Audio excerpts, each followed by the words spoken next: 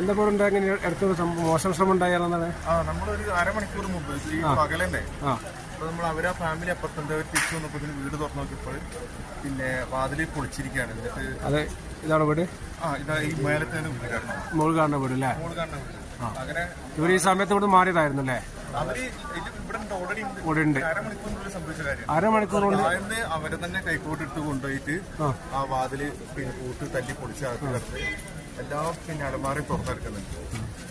നമ്മുടെ കേരളത്തിലെ ആളുകൾ, ലോകത്തെ ആളുകൾ തന്നെ ഇത്രയും പ്രയാസപ്പെട്ട് പ്രാർത്ഥന നിൽക്കുന്ന സമയത്ത് ഈ അവസരം മുതലാക്കാനുള്ള ആളുകൾ മനസ്സാക്കി എന്ന് പറഞ്ഞാൽ ഒരിക്കലും ഇല്ലാത്ത ആളുകളാണ് അല്ലേ? ഇപ്പോൾ 2-3 ദിവസമായിട്ട് ഭയങ്കര ഒഴിഞ്ഞ വീടുകളിലൊക്കെ ഒറ്റപ്പെട്ട ആളുകളൊക്കെ പോവുക. നമ്മളെ വീടിന്റെ അവിടെയൊക്കെ തുറന്നിട്ടുണ്ട് വില്ലേജ് റോഡിലൊക്കെ ഈ സമയത്തോ?